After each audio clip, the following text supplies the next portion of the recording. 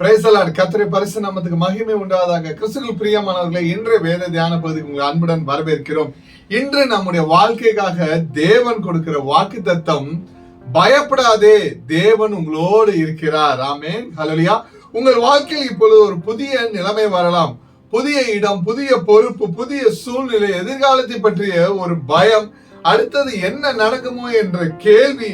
ஆனால் இன்று தேவன் உங்களிடம் சொல்கிறார், பயப்படாதே, நான் உங்களோடு இருக்கிறேன். ஹல்லேலூயா. யாக்கோபுக்கு எகிப்து ஒரு புதிய தேசம். அவருடைய வாழ்க்கையில் ஒரு பெரிய மாற்றம். அவர் வயதானவர், அவருடைய குடும்பமும் அவரோடு செல்கிறது. அந்த நேரத்தில் தேவன் அவரை பார்த்து எகிப்துக்கு போக பயப்படாதே என்று சொல்கிறார். ஹல்லேலூயா. அதற்கு பிறகு மிகப்பெரிய வாக்குத்தத்தத்தை அவருக்கு கொடுக்கிறார். எனக்கு பிரியமானவர்களே, அங்கே உன்னை பெரிய ஜாதியாக்குவேன். இதில் தான் இன்றைய செய்தியின் ஆழமான ரகசியம் அடங்கி இருக்கிறது. வாசிப்போம்.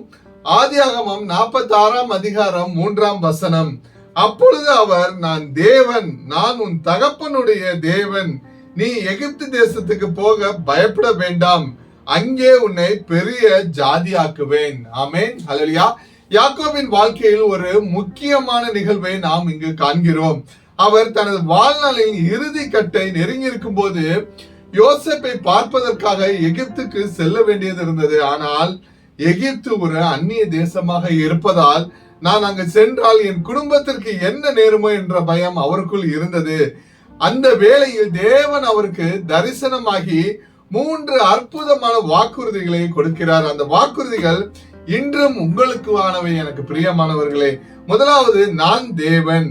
இரண்டாவது, நீ போக பயப்பட வேண்டாம். மூன்றாவதாக, அங்கே உன்னை பெரிய ஜாதியாக்குவேன். ஆமென். கிறிஸ்துவுக்குள் பிரியமானவர்களே, இந்த நற்செய்திக்கான முழு காணொளியும் எங்கள் யூடியூப் தளத்தில் பதிவிட்டுள்ளோம். முழு காணொளியும் பார்த்து ஆசீர்வாதத்தை சுதந்திரித்துக் கொள்ளுங்கள். கர்த்தர் தாமே உங்களை ஆசீர்வதிப்பாராக.